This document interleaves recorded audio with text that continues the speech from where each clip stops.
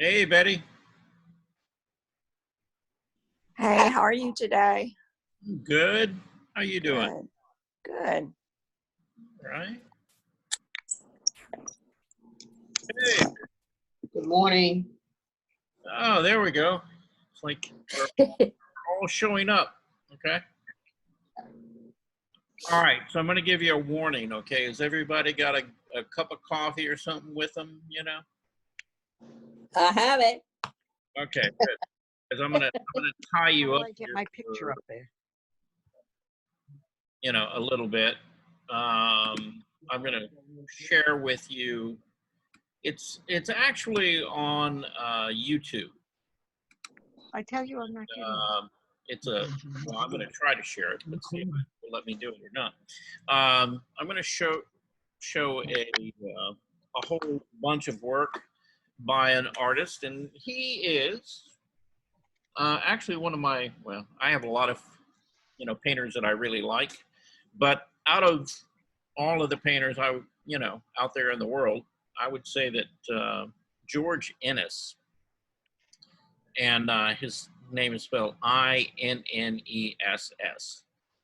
is probably one of my very favorite all-time painters. Right now, I like Celia Bow. I like a lot of the other, uh, American impressionists and American painters out there, but Ennis for me holds kind of a special place in my heart because he he combines his technical ability to paint well with these very kind of emotional landscapes. And I'm going to start playing this, and hopefully you'll see what I'm talking about, right? And we'll get started. Okay, here we go.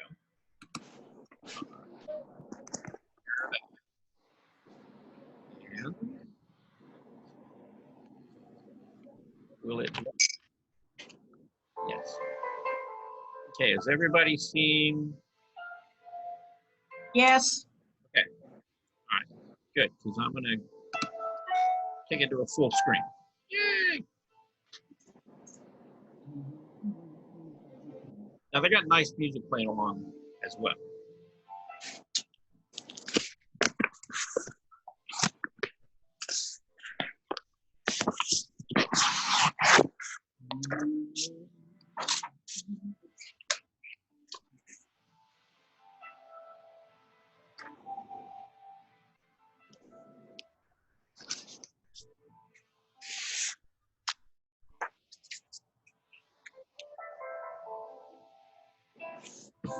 Now, if you look at some of the dates on these paintings, they're in the late 1800s, kind of mid, like post-Civil War, but late to middle 1800s.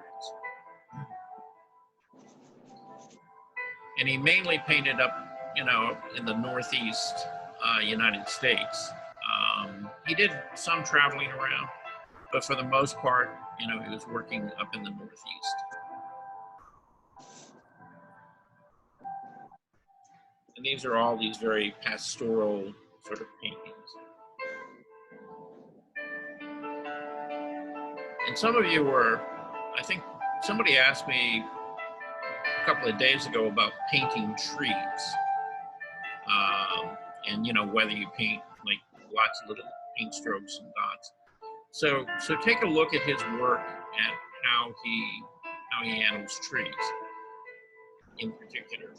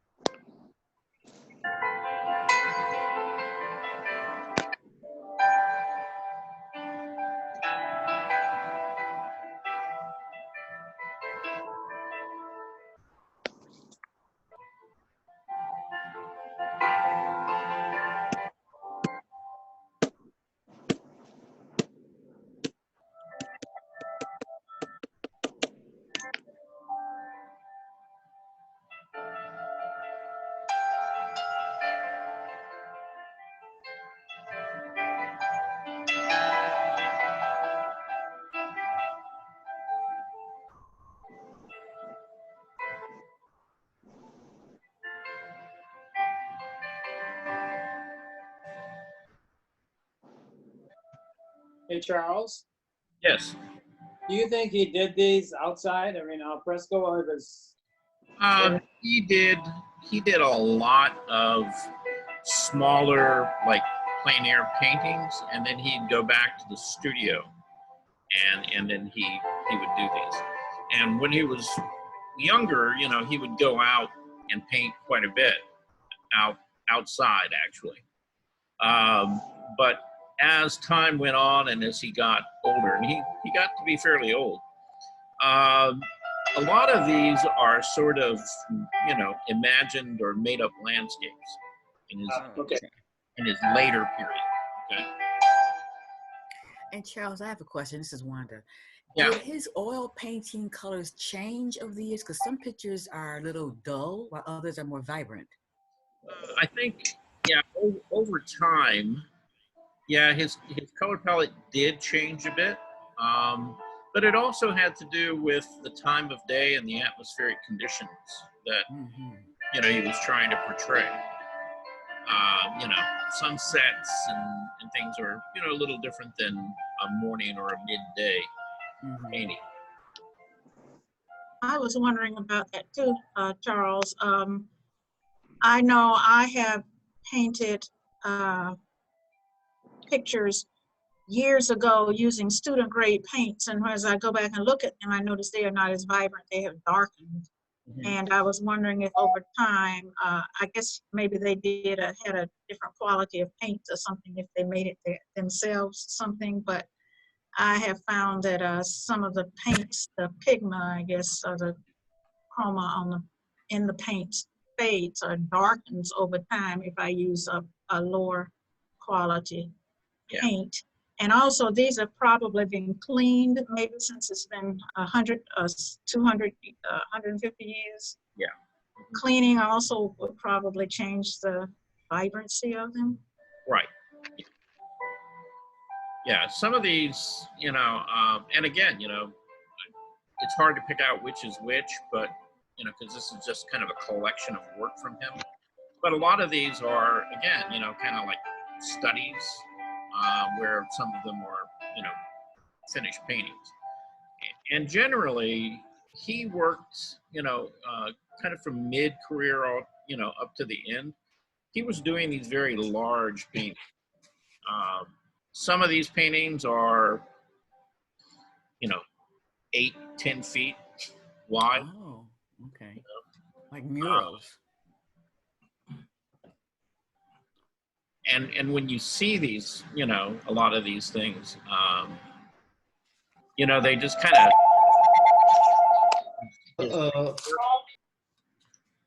they kind of take your breath away because, you know, of the scale of them and the color. And I would say, you know, like those tighter paintings, things like this, are probably kind of early to mid-career. And as he got older, he really got almost abstract, you know, with his work, you know, very loose brush work, very atmospheric feeling.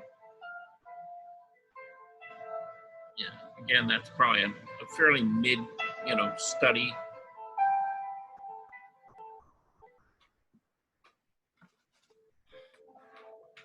And that might be one of the later pieces.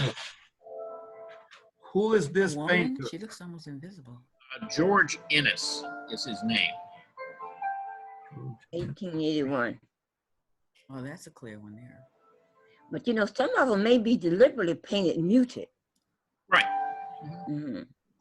Yeah, again, yeah, if he's trying to capture like this one, you know, Like that one, yeah. yeah. So yeah, he's trying to get that, Softness. you know, the sun just went down or is going down Mhm. type of feeling to it. Or early morning dusk or something. Like that Right. last one was. Right. Mhm. It's just a brighter day.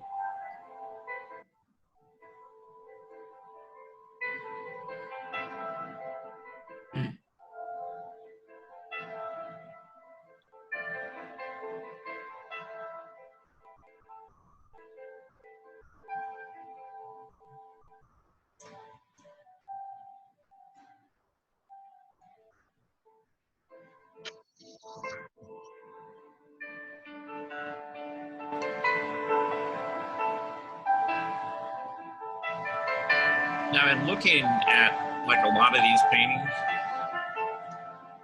notice how he gets depth in these paintings. You know, things feel far away. You know, there's a definite Underneath. background. Yeah, now this would be one of his later paintings. Yeah, another of the later paintings. But he's really successful at, you know, getting this atmospheric distance, you know, in his paintings that you don't often see, you know, handled as well. And particularly during that period of time. Now, today, you know, there's a lot of plein air paintings, painters out there working who can do that very well.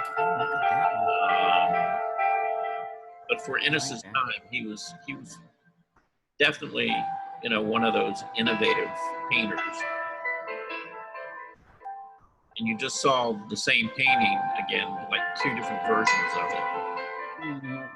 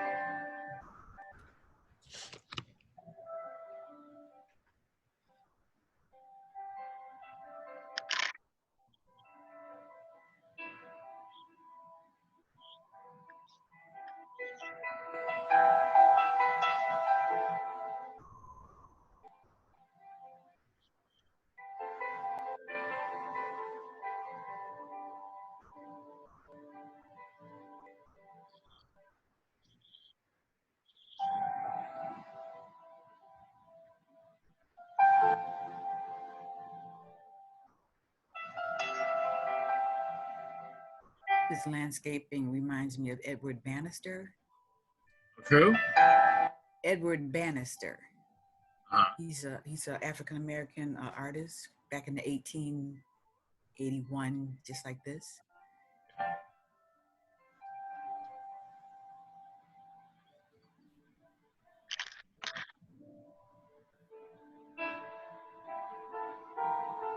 Landscaping is difficult to do. Yeah, those, you make those Trees look like way trees. back and all that. Yeah. Mhm. Mhm.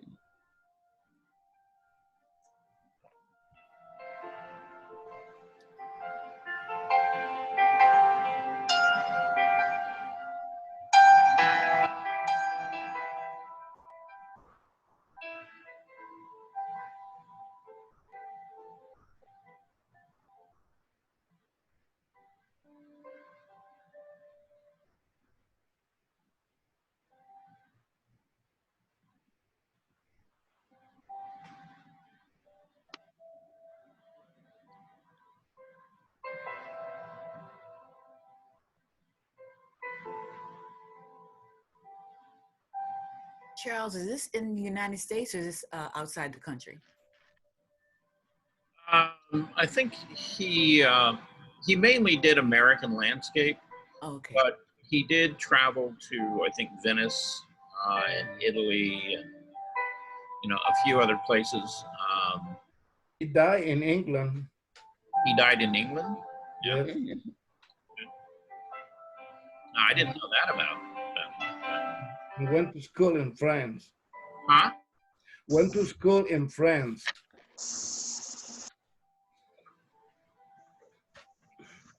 I just Googled him. Google it. Yeah, I figured. Hey, Charles, is that Hudson Valley painters, No, the romantic landscape era? yeah, he was not. No, he was not a member of the Hudson River School. If that's what you're referring to. He was a little later than they were. Is that landscape? Huh? Is that one landscape? Yeah, they're all pretty much their landscapes. That's a different look. Yeah, like I said, some of his things, get almost abstract looking, Right. and particularly like in his later work.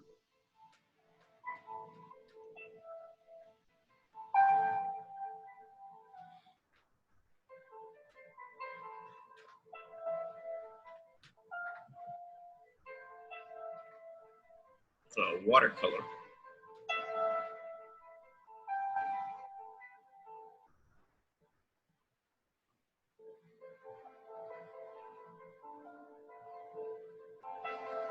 That's European. Yeah, that would have been European.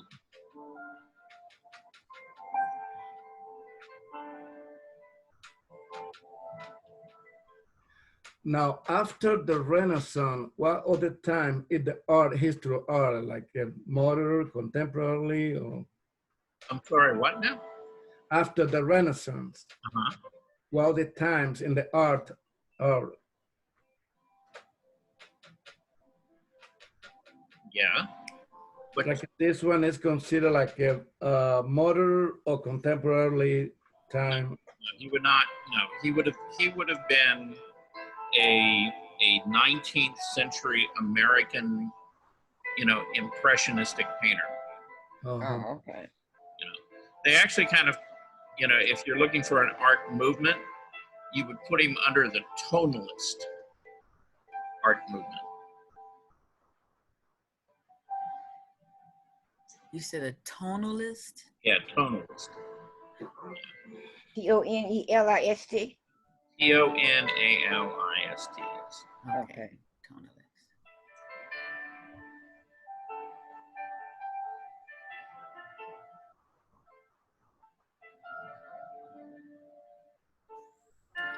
Those trees. Goodness.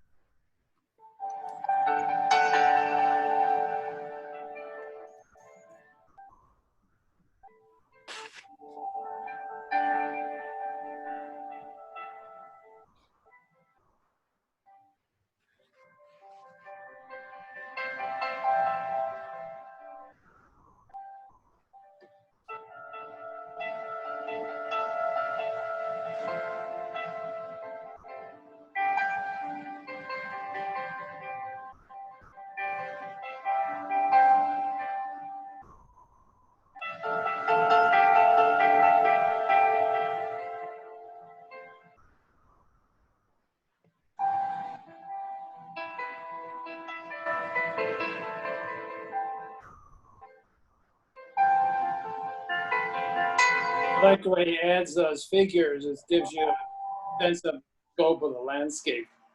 Mm-hmm. Yeah. They set up the scale. Yeah, right. And the same thing with his architecture and buildings or animals and things. They kind of add to, the overall scale and proportion of the painting.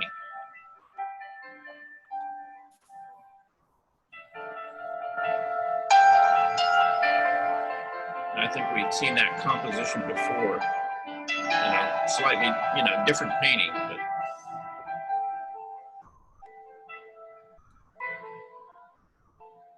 He was a master at skyscapes.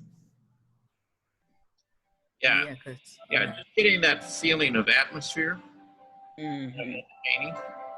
That's kind of what he's known for.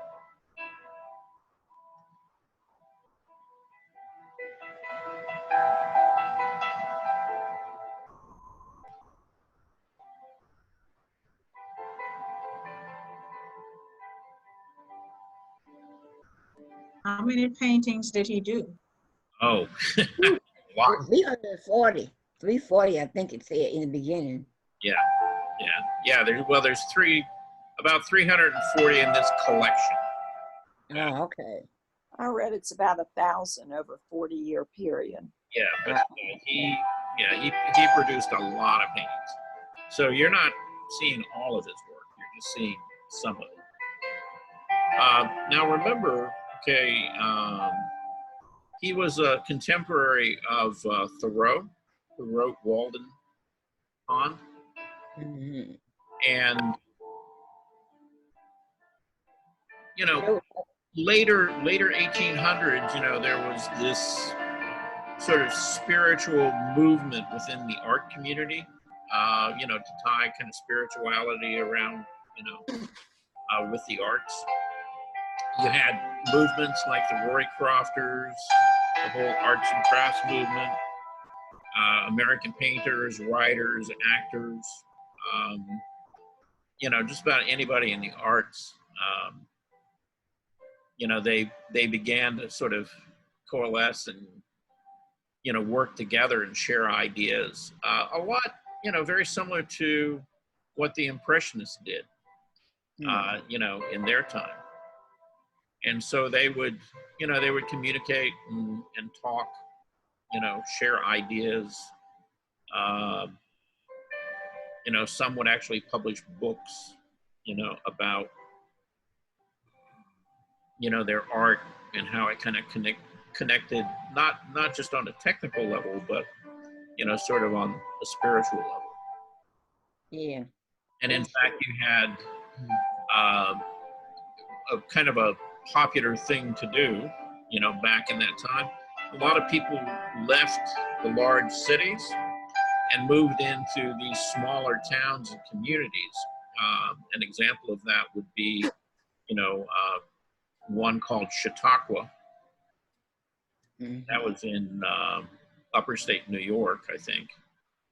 And again, you know, it was a community of craftsmen and artists, you know, writers, actors, you know, people like that. And they were trying to kind of more or less create this utopian society there.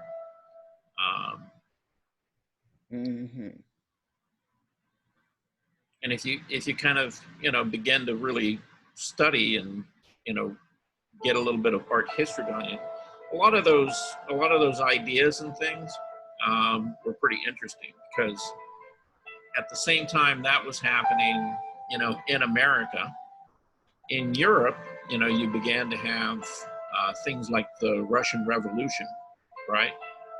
And, you know, the whole socialist and communist movements beginning at that point in time as well.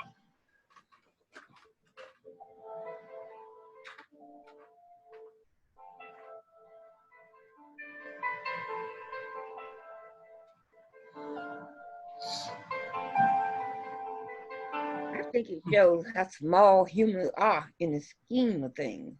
Pardon? I think it shows how small human beings are in the scheme of things when you see all the background. Mm-hmm. Yeah.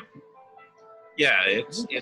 portion of the Yeah, landscape, he kind of not the landscape. places us in the proper scale to the people around us, you know.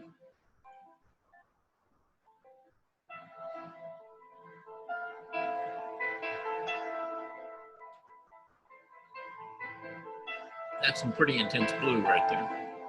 Yeah.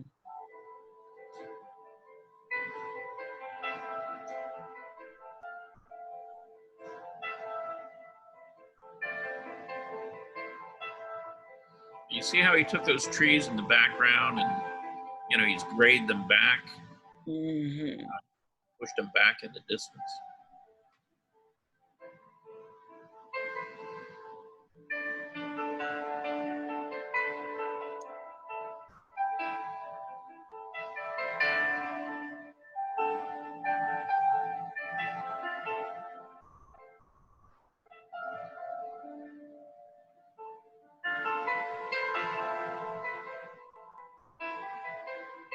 These are some strong colors.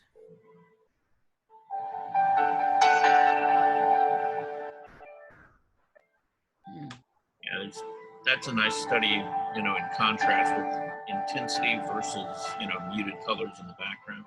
Right. And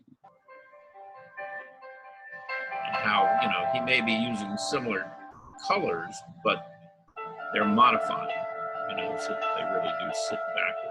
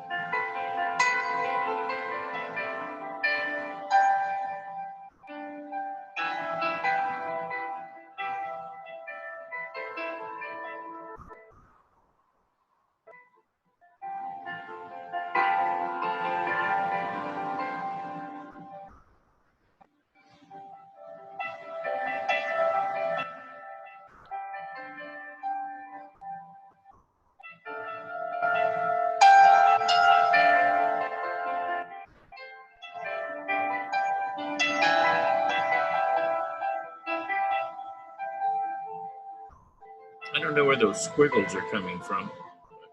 It looks like it's in, yeah, 'cause it's on more than one picture, so Yeah, yeah, it's obviously it's not part of the picture. yeah.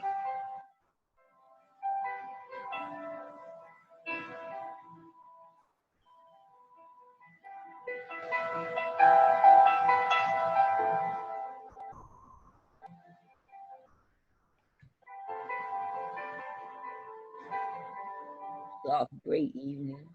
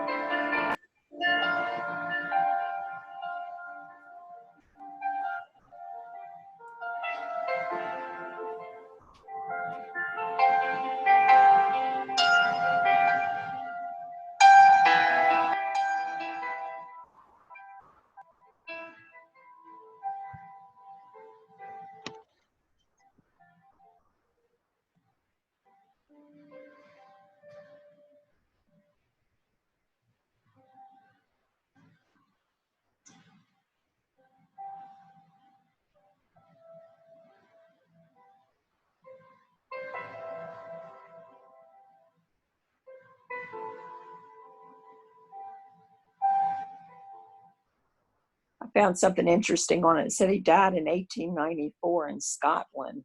And his son said that he was viewing the sunset and threw up his hands into the air and exclaimed, "My God, oh, how beautiful," and fell to the ground and died minutes later.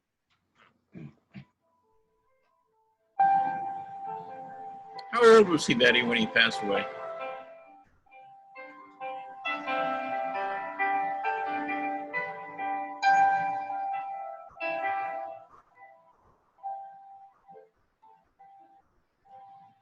He was born in 1825 Mhm.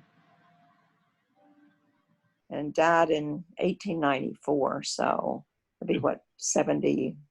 69, 70. Yeah, 60, somewhere in there. Yeah, 69.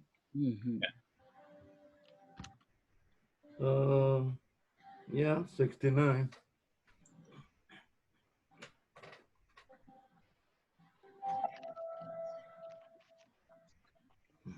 Well, that would only give me another 4 years, so I better get busy, I guess. I'm already way past that. Yeah. Some of you have passed that mark already. I'm going to be here at least 20, 25 more years. You're going to be here at least 25 more years? Until I'm 100. Okay. All right. That's a good goal. You know.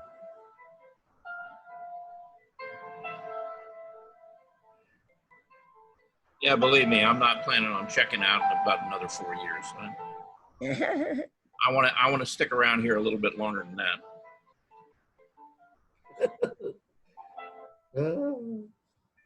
It would have been interesting to me if these had been presented in a chronological order so that we could tell his style development. Yeah, you could look at a kind of a progression. Right. Yes. Yeah, unfortunately, they don't do that with these. I don't really know how it is that they come up with the order that they show these in. But yeah, they're kind of all over the place. But that one looks like something we just saw.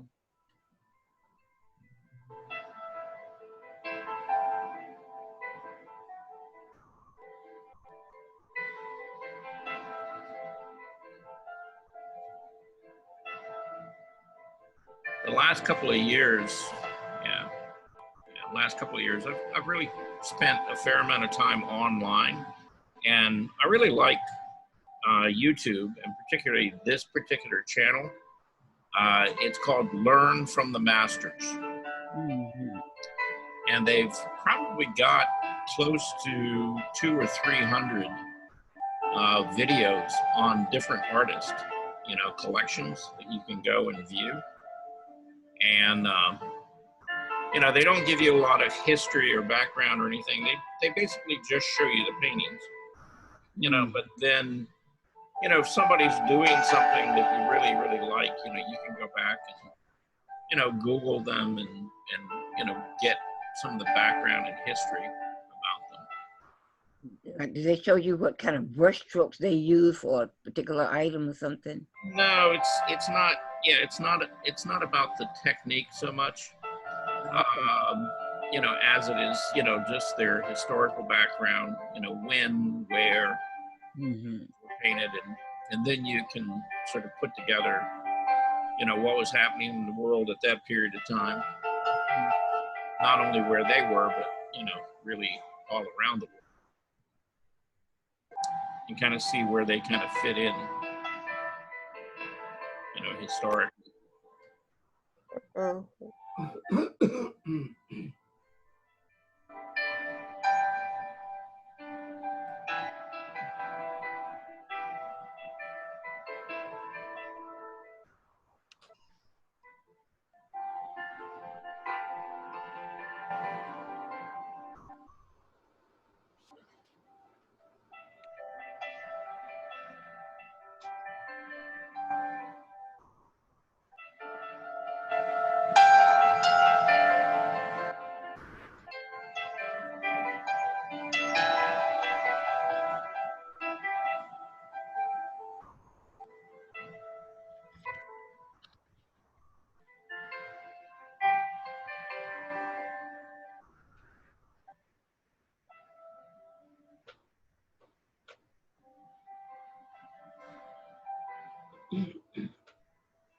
Yay.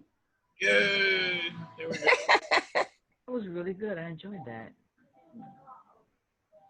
I love that. Now, what mean that they call him Hudson River School? Well, the Hudson River School was actually kind of before Ennis, but he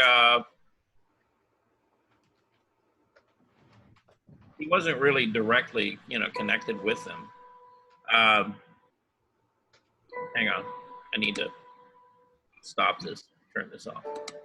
Unless you want to watch Thomas Moran as well. Now, Thomas Moran was a member of the Hudson River School. But, Try yes,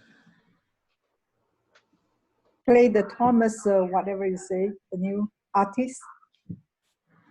is this Linda? Yes, I can't hear the full name of that artist. Oh, we just saw? His name was George Inness, I-N-N-E-S-S. Thank you, I got it. Okay. Yeah. All right. So the thing that, you know, as I said, Inness is really one of my very favorite American painters of all time. And, you know, mainly because I do a lot of landscape painting as well. And, you know, in my future, I hope to be doing more of it. Of course, you know, I'd like to be doing it a little bit differently than he did it, you know, because I really have this overwhelming desire to be outside and, you know, actually go out on location, travel and paint, rather than paint in the studio. But, you know, maybe as I creep up there and get older, you know, maybe I won't want to go climb up those hills later on. So I may end up in the studio after all. But yeah, there's really something about, you know, painting, you know, actually out in nature that appeals to me, you know, the whole idea of that. And, you know, like my recent little Saturday trip, you know, down to the bridge to paint. And that for me, it's fun. You know, I really like being outside and, you know, just working and painting. It's a much more rewarding experience to me, you know, to actually be out there than it is sitting inside of a studio, you know, trying to paint a tree or something like that. And I'm not looking at a tree, I'm looking at a, you know, a photograph or something like that. So anyhow, anybody got any thoughts about Ennis? Anybody like anything about it, dislike it? Anybody got an opinion? Come on, don't be shy. I like the different sky scenes that he had. It's amazing that he could capture that many so well. Mm-hmm. Yeah.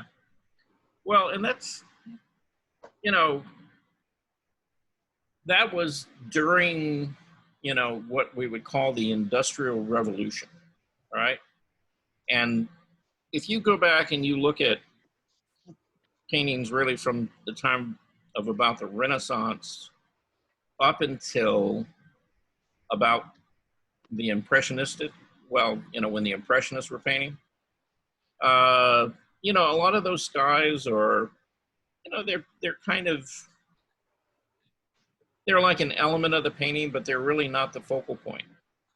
And interestingly enough, right around about, you know, I would say about the 1830s, 1840s, when the Industrial Revolution began, and you started having all these factories that were spewing, you know, pollution into the air. Mm-hmm. All of a sudden, artists started noticing that, you know, they had much more, you know, dramatic sunsets and sunrises in the morning, because you had all this stuff in the air to refract light. And you can really see a noticeable change, you know, in paintings really from about the 1800s forward. And, you know, you can say what you will about air pollution, but, you know, if you want to paint skies and things like that, actually air pollution actually helps, you know, at those period of times, because it's like, you know, we get, you know, really bold, colorful skies now. And again, you know, that's because of all the stuff in the atmosphere now. You know, I'm not saying that's a good thing necessarily, but it makes nice paintings, right? And a lot of painters have, you know, kind of enjoyed that over the last, you know, 150 years or so. But if you want to go back and you want to begin to look at different periods of art and, you know, how they painted skies and, you know, how they treated, you know, getting that atmospheric perspective, you know, in their paintings. And remember where that started with. It really kind of started, you know, in the, like, really early Renaissance, when they were beginning to try to, you know, get those paintings to not look quite so flat, right? You know, when you look at Giotto's work, it looks, you know, very two-dimensional in comparison to like Ennis's, who really pulled off this, you know, deep, you know, space in his paintings. And, you know, Da Vinci, which was really kind of about the mid-Renaissance, you know, finally kind of figured it out. And really from that time forward, you know, anybody who studied, you know, and became a master, you know, for the most part, you know, they could do that. You know, they could get that sense of distance and depth in their paintings. And so it had to start somewhere, and it started back in the Renaissance. But, you know, Ennis was one of those people who definitely, you know, developed it and mastered, you know, that aspect of painting. So anyhow. All right, so there's only 14 of you. Where did the rest of you go this morning? I wonder. Huh. Okay. They maybe hangover. No, it was difficult because we didn't know what the lane. I had to go to all the lane to get this class. You have to go what? all the links. You know, you sent us a bunch of links. So I went to one, I went to the other one. No, so finally I got the right one. Why? Because on the other link say that you were already a class going on. So I had to get out of that one and go to the right one. Finally, I found the right one. Huh. They have dates on them if you look. Yes, they do. Yes, They have dates. they have dates and times on them, Armando. Mhm. And Sabrina sent one too. That didn't work. Okay. Yeah. Yeah. I haven't seen the one from Sabrina. But yeah, they don't have my classes up on the on that list yet. They will probably by early next week. They should have all of these posted on that thing that they send out, because I am working diligently to get them all posted on their Excel sheet. And I all I can say is, out of doing everything that I do, that's my least favorite thing to do, is work in Excel and try to, get that stuff on that sheet. I find that to be a hateful program. I'm not my thing, really. So, but yeah, they should be up there, like I said, by, I think they send it out on Sunday. And so you should be able to pick it up from there. All right. All right. I give you all the credit because I'm in computer and I don't know anything about computer. Okay. I just know how to turn it on. Okay. Well, the great thing about computers are, they're great when they work, and then when they don't, not so good. Like, for example, And they offer computer classes on the class schedule too. I can barely hear you, Wanda. Oh, they offer computer classes on the class schedules. Yes. Yeah, you can, take some online courses. Mhm. Yeah, for using, like, different applications, things like that. So. There was one at 10, but I haven't seen it for this session. Mm-hmm. But maybe like you say, in a couple of weeks it'll be up there. Yeah. Mhm. But yeah. But with computers, even with the class, sometimes it's just not going to work. Right. Yeah. Well, like this morning, Yeah. I've been trying to collect anything new that you guys have sent me, but the county webmail seems to be down. Mhm. And everybody in this department that's working from home seems to be, having trouble getting on it. So I haven't gotten on my webmail this morning to download any new photos, from you guys. And I don't know, it doesn't seem to be wanting to work for whatever reason today. So we'll see how we do this afternoon. But that's okay. If we can't do that, I have other ways and other things that we can talk about, okay? Now, speaking of, we've got, what do we got here? Well, we got about a little more than 15 minutes, okay? And I want to share some things with you, and I'm going to share some things that I did, okay? And have done. I don't know how many of you are familiar with my work, personally. Mhm. Okay. And now somebody's calling me. I don't know why. Stop.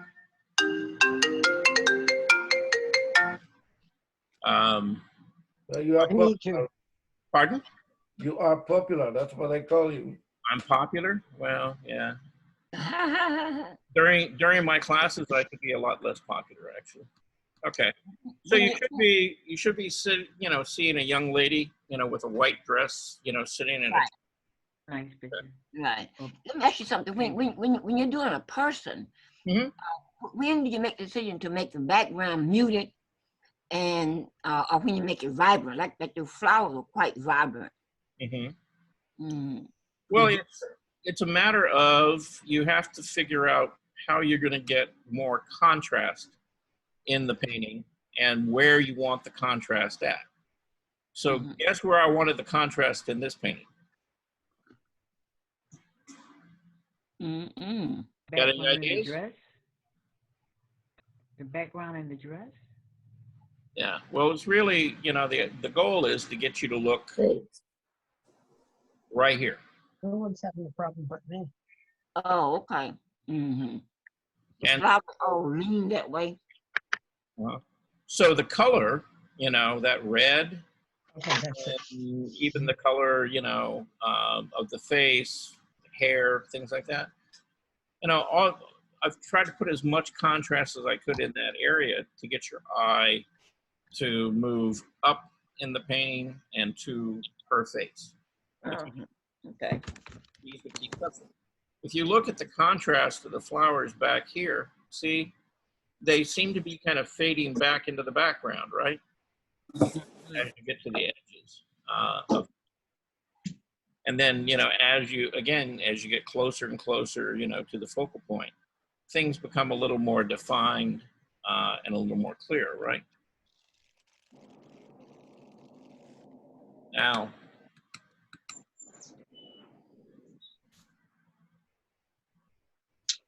believe it or not, this painting is actually painted with acrylic.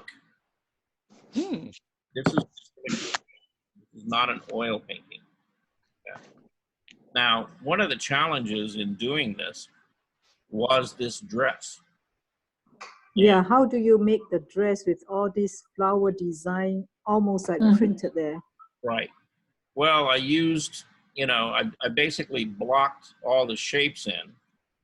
And then the areas where the flesh tones were, you know, I had those in place. Like here in the arm area where it's showing through, it's transparent. Mm-hmm. And then I used a technique called dry brush. So I had paint in the brush, I'd dry it out, and then I would just let the brush, you know, like the little individual hairs of the brush, sort of leave the paint, you know, and create that kind of lacy pattern, which is what this stuff was. It's all these layers of lace that made this dress, and just built it up, you know, little by little. And you can kind of begin to see the brush strokes, and those were not done like, you know, like a real fine little brush. I had a bigger brush, but again, you know, I dried it out, and it was so that I could get those individual marks from each of the hairs in the brush. Did someone pose for that picture, or is that from a picture? No, this was painted from a live model. Oh, okay. Mm-hmm. And this young woman, when I did this portrait of her, she had just graduated high school, and she was getting ready to go away to college.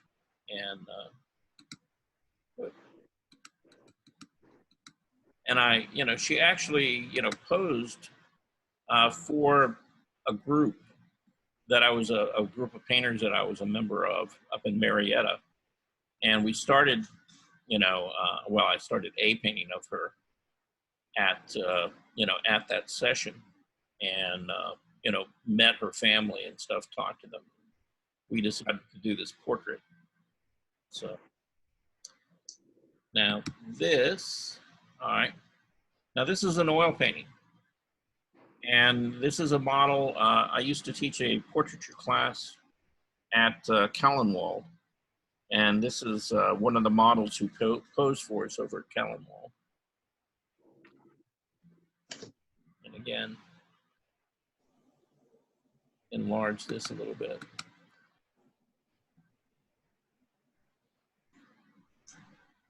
So you see the difference, you know, in the intensity of the color, you know, between the background and the actual figure itself, and how, you know, the figure sits forward, you know, of that background. Now, if you put a more intense color back there, you wouldn't get that depth, you wouldn't get that effect, right? And it's not a flat background. You know, the background is fairly loose. Yeah. You know, not a lot of effort in trying to cover up your brush strokes or anything like that. You know, I'm using it just as a suggestion that something is back there. And then really, again, you know, the focal point, because this is a portrait, is really, you know, kind of the head and shoulder area, you know, of the figure. That hand is just perfect. It's like you can see the blood running through the fingers. Well, I'm glad you like that hand. Yes. Okay. All These right. are these, Charles. Pardon? What sizes are these? The first one was about a 30 by 40. This other one was about probably like 18 by 24. Oh, okay. Probably be the size. Do you find, Charles, that you're transitioning more from figures to landscape? No. No. No. You said earlier about going out and painting landscape. That's what I was wondering. Right. Yeah. Yeah. No, I hope to, you know, I hope to be, you know, painting more and more landscapes. You know, mainly because I just enjoy getting out, you know, and being outdoors, you know, painting. But I still love, you know, doing people, you know, and figures. What is this called? Yeah, Afternoon Dreams. Yeah, I did this probably That's a nice blue. Pardon? I like that blue. Mm-hmm. Yeah. But again, you know, compositionally, you know, you kind of move across, you know, the paint, you know, focal point is really, you know, right there at the face again. So Charles, I have a question about that painting you just showed. This one right here? No, the one with the, yeah, that one. Yeah. Okay, and the lady just mentioned how beautiful the blue is, and it is a beautiful color, so is the green. Are these paints that you mix together, or are they straight out of a jar or a tube? You know, and I see the background is purple. I mean, it's so, the colors are so intense. You know, what type of paints are those? Yeah, well, it's oil paint. And yeah, there's a lot of different color in the background. There's everything from violet, green, purple, and white. Yeah, I can see. Yeah. So, but again, if you look at the background, look at the value. If you just think about the value, so it's a much darker value, right? And then the blue of the kimono that she's wearing, you know, has a wider range of value, right? It's got lighter blues, midtones, and strong darks, right? So there's more contrast there. And when we're talking about contrast, we're talking about, you know, the differences. Even though they're similar colors or it's the same piece of fabric, it's the changes, you know, in dark and light, as well as hard and soft edges. And so, again, you know, you increase the contrast, things begin to move forward in the painting. You lessen the contrast, they begin to recede, right? And so the top of her, where's my cursor? Yeah, right there. See right here, the top of her shoulder? Yes. If this area right here was as light or as bright as that, then it wouldn't sink back in the background, right? But as it is, with the light falling off, even though it's the same blue, it's a darker value, and as it moves forward, as it moves toward her face, there's more contrast between a very dark bluish color and a very light, right? So again, the range of contrast is increased in that area. Again, you know, that draws your eye, you know, to the focal point, right? I'm going to go bounce off of what Beverly said about the other lady's hand. I'm looking at, I guess that's her right arm, the one that's under. I mean, I can actually see the veins. I mean, those are the things that I catch. I mean, that's really beautiful because you catch all aspects of her arm, the veins in her hands and everything. Well, thanks. Yeah. Good job, Charles. All right. Yes, good job. See, I'll pet my own head. All right. This was a really fun portrait for me to paint, and it's titled Avi and Andy. And you know, it was this is this young guy. This is his grandfather. Oh, okay. Really close. You know, the father had died, you know, fairly early in his childhood, and so the grandfather kind of stepped in and was really kind of the father figure there. And they had a really good relationship. And, you know, I really kind of enjoyed getting to know both of them, you know, while I was painting this. And, but again, you know, looking at the intensity and, you know, the color and how, you know, I muted down the background to really get the flesh tones and things to move forward. Mm-hmm. I love that hand. They both got the closeness, intimacy of the two. Mm-hmm. Is that the full view of the painting, or is the I remember side cut off? Right here? Yeah. No, the man, he has only part of his hand is showing. So is that the full view of the painting, or? Yeah, that's the full painting. Yeah. Yeah, so Andy's hand kind of ran off. You know, you could see just the really kind of the tips of the fingers on Avi. Mm-hmm. But it still shows the closeness. Mm-hmm. Mm-hmm. Yeah. And then this is actually a plein air. I remember that when you paint that. Me too. Yeah. I know you were there. Yeah. Yeah, I remember too. Yeah. Anyway, this was painted out at a place called Lost Corner. And the model was out there sitting, and, you know, we had, well, quite a few people sitting out there painting her. Now, there were actually people standing. I can't find it. Oh, there it is. Okay. You know, standing like right back here.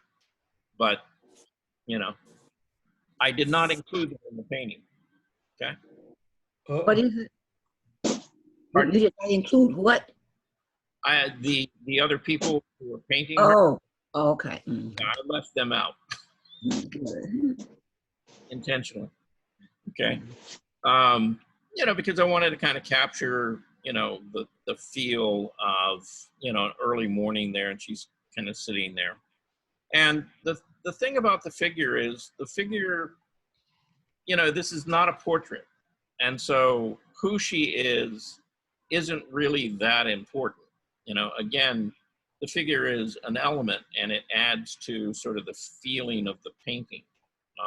You know, that if I just did the landscape by itself, it wouldn't be nearly as interesting a painting as now you've got this woman sitting there, and you can begin to kind of Mm-hmm. the story, you know, about what's really going on there. Okay.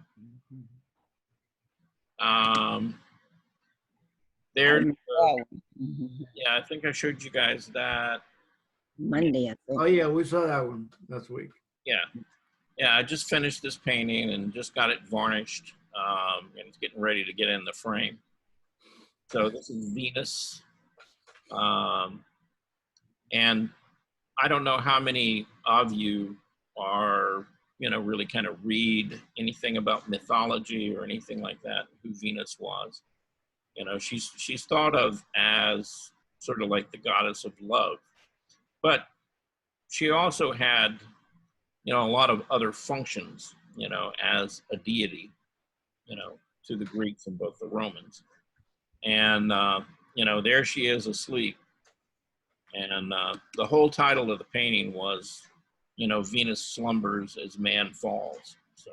Oh, okay. Anyway, she's falling down on the job. She's taking a nap. And we kind of need her right now. So, yeah. And then, you know, I think all of you are probably familiar with this. You know, I did this in a kind of a step-by-step, you know, demo. And this is a watercolor. It's not a oil paint. It's all just watercolor. Then we have, this was a plein air painting that I did. And this is, what is that? There's a golf course in Atlanta. God, I've forgotten the guy's name. What is in the back? Pardon? What is in the back of the paint? It's look like a observatory. I don't know. Well, it's this creek, Peachtree Creek, that runs down by that golf course, and the moon's just coming up over the tree. Oh, the moon. Okay. Yeah. Yeah, I see what you mean by the shape though. I thought it was something too, yeah. Until I saw it in the water. Uh-huh. Yeah. Yeah, I like water. You know, this is the lake down below my house here. Oh, okay. Yeah, this is Laurel Lake, and In fall. Yep. Yep. I was out there. There's a little dam and a spillway, and to get this view so that I didn't have all these trees and everything in the way, I was standing right out in the middle of the spillway. And Oh, okay. with my feet in the water while I painted this. So, Oh, wow. yeah. And luckily, even in the fall, it was a very warm day, so I was very happy to have my feet wet, you know, in that water. So then this fellow right here, he's actually a cloud leopard, and you know, I ran into him at the Atlanta Zoo, and yeah, for whatever reason, you know, at that period of time, I was lucky. I just got there at the right time, and he had come down, and he was, you know, kind of stretched out across these logs, and so he was posing, and I got some really, really good pictures of him, and I got some really, really good photographs of the tiger, the Bengal tiger that they have there as well. And I had been there most of the day, and actually we were having an event that was benefiting the zoo. We were all out there painting the pandas because they were trying to raise money so that they could, you know, keep the pandas that they had because they were scheduled to be returned to China. And so luckily they raised enough money, you know, to keep them there.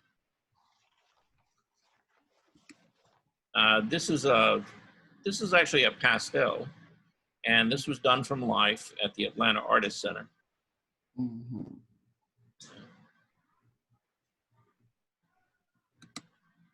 Now here's another, now this is, again, is a plein air painting, and it's at Morgan Falls Dam. And, you know, we've gone down there and painted quite a bit with the classes that I had at Benson. And, you know, the classes would start around 10 o'clock, but I would try to get out there, you know, around 7 or 7:30. So I had time to set up. And so this is, you know, early in the morning, long before anybody got there. And, you know, try to get a little bit of painting time in.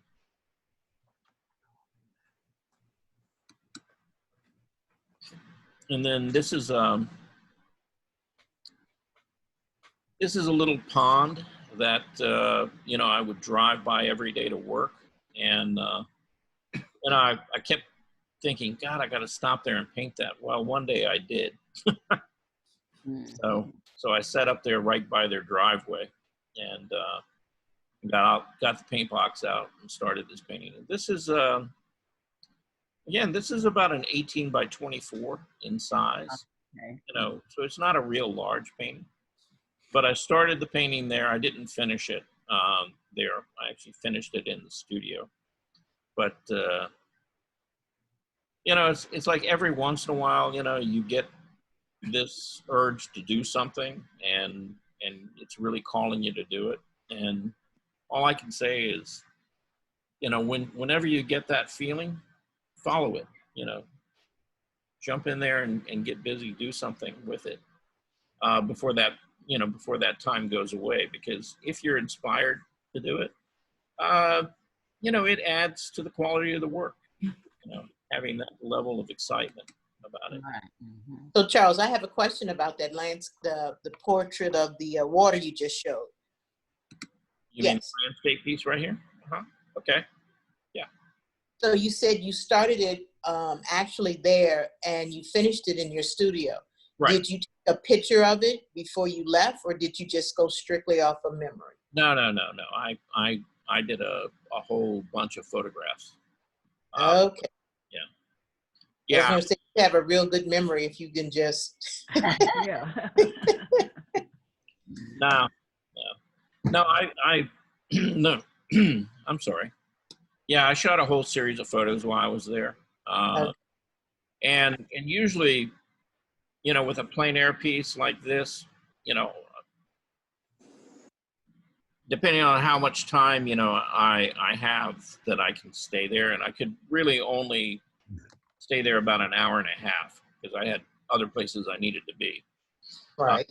Like work that day. Okay. So, and this was, you know, early in the morning, you know, when I got there. And again, you know, it's probably like right around 6:37, you know, just after the sun came up. So at a certain point, you know, when you're out there, you know, you've got to stop and you need to take some good reference photos if you're going to try to capture that particular time of day. You know, if you stay out there and you paint once the light is totally changed, then you're sitting there doing a totally different painting. So, you know, usually about an hour and a half or so for a painting, a live painting, you know, plein air is really about all you're going to get. Now you can stay out there all day, but, you know, again, you know, if you're working on that same painting and you started it in the morning and then, you know, you're still painting on in the afternoon, you're doing a completely different painting. Yes. Yeah, the shadows, everything have changed. The intensity of the color has changed several times. And so, yeah, you can't just stay out there all day, you know, painting the same thing. And you got to know when to stop. Otherwise, you know, you've lost that whole time frame on there. This is the last thing I'm going to show before we go away, because it's 11 after right now. But this is what I call the Three Sisters. And it's out on, I want to say Edwin Circle in Atlanta, which is out on the west side of town. And it's really interesting because this is out in a neighborhood called Grove Park. And this particular section of it, there was an architect that did all of these houses. And these were all built right around about 1880, 1890. And you know, all the houses that he built were all built out of granite. And so you know, there are these huge old granite houses. And these three particular houses, they're identical. You know, same floor plan, you know, same materials, everything else. The roof looks different. Pardon? The roof looks different. No, it's really kind of the same, you know, pretty much so the same roof. Now, what they've done here is they've added this little porch, but one of them, you know, like this one has like a little captain's porch or whatever you can come out on. You know, this one doesn't seem to have it, nor this one. But, you know, pretty much so, they're really the same house. Now, this house put on a big metal awning all across the front, covered up most of it. This one's got a canvas awning on it. But, you know, they're beautiful houses.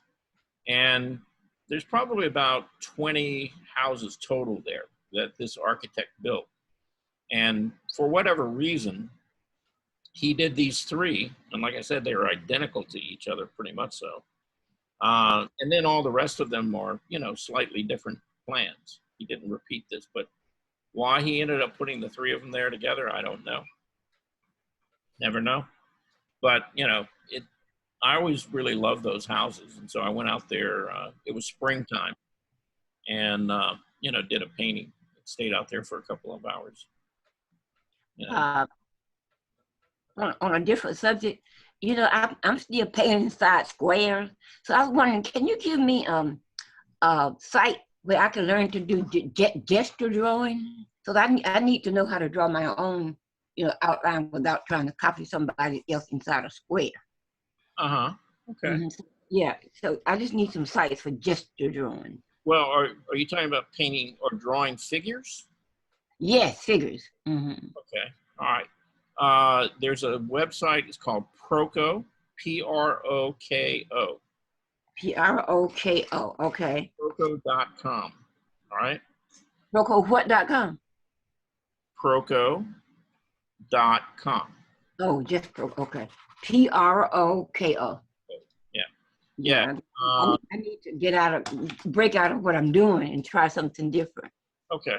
Well, now, the thing about Proko is that you can download images and references on, you know, figures, models.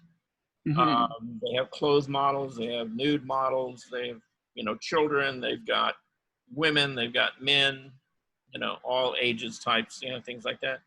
You can download those as reference, you know, to draw from. But they also do these classes, and it's about an hour-long class. It's just like going to a drawing group at like the Atlanta Artist Center or any other drawing group or a drawing class, where they'll start off and they'll do like 1 or 2 minute gestures, and then get, you know, like couple of 5-minute poses, a couple of 10-minute poses, and then maybe one long pose at the end. And so it's, again, you know, they've already got it timed out. All you do is you just, you know, switch from, you know, that drawing that you were doing when you were out of time, you're out of time. You move on to the next. Yeah, I need that. Right. And that's a fairly standard format, you know, but doing things like that are always really good. Now, if you want to work with an actual live model, okay, rather than, you know, just a photograph of the model up there for a certain amount of time, then, you know, you can go to the Atlanta Artist Center website, and they have life drawing classes on, well, they had one this morning, and I think they've got one tomorrow morning. Okay.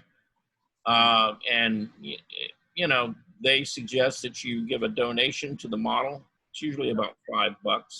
You pay them online. Ooh, that's cheap. Yeah. Well, you know. Us. Yeah. Well, the hope is that you get like 20 or 25 people drawing the model, and they're all sending her $5. She makes her money. She's happy, right? And, you know, now the ones that they've been doing, they're all clothed or costumed. Okay. They're not doing nude models right now. So if you want to work on anatomy or something like that, probably not where you want to go. But if you just want practice, you know, drawing people or things like that, you know, it's a good, you know, it's a good resource, and they're right here in Atlanta. Okay. And I don't know, you know, when they'll ever get back to doing actual live classes. But this is Bernice, right? Right. Okay. You don't live alone, do you? No. No. Okay. So you got people around, right? Yes. Okay. So when they're watching TV, you know, or sitting somewhere reading a book or something like that, get out your sketch pad, you know, draw them. Okay.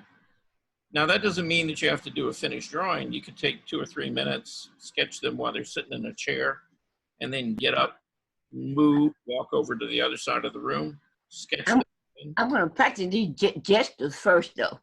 Right. Well, that's what I'm saying. See, if you keep it down to a minute or 2 minutes, okay, then you're doing a gesture drawing. Oh, okay. Okay. Because you're not going to do a lot of details. You're just trying to get the feeling of that person sitting there, standing, or doing whatever they're doing, you know.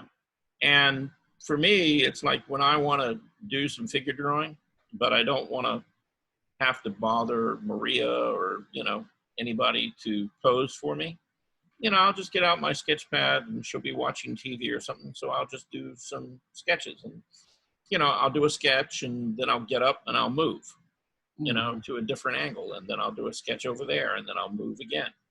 And Mhm. so, you know, if she moves around a little bit or whatever, it, you know, it doesn't stop her from doing what she's doing. Okay. And I get to practice drawing. So there's lots of ways of doing it. Okay. Hey, Charles, Yes. I have a question about the houses here. Yeah. How do you maintain your perspective? Do you draw a grid, or how do you keep your perspectives and vanishing points Consistent. consistent? Yes. Yeah. Well, the first thing is you have to kind of figure out where the horizon line is and where you're sitting, and then everything has to be angled off of that. So yeah, that's the first thing. You just got to realize, you know, where your eye level is. And in this particular case, my eye level was fairly low, you know, kind of down here. Yeah. We're going uphill, you know, from those houses. And so all these perspective lines are running off, you know, basically to the same vanishing points. And it's a 2-point perspective. You know, you've got one vanishing point way off to the left, one not quite so far off on the right. And those are your two vanishing points that you're working from. Okay. Now, another way of doing that is just when you're using the brush, you know, hold it up, measure the angle, and then drop it down, you know, to the canvas and kind of see where it needs to be running, and then make that, you know, that line. Okay. Thanks. All right. So guess what? We're over by about 20 minutes, and it's time for all of us to go have lunch. I'm going to check and see whether or not I can get back into the Fulton County mail system. And if so, I'll try to download some of your things. If not, you know, we'll be going over some of the things that have been sent in over the last week. And I've still got quite a few more paintings to show you. Okay. So hopefully we'll be back here at 2. Okay. Okay. All right. See you later. All right. Enjoy your lunch. Okay. Let's see, what do we got? Okay. We'll talk to you guys later. Thank you.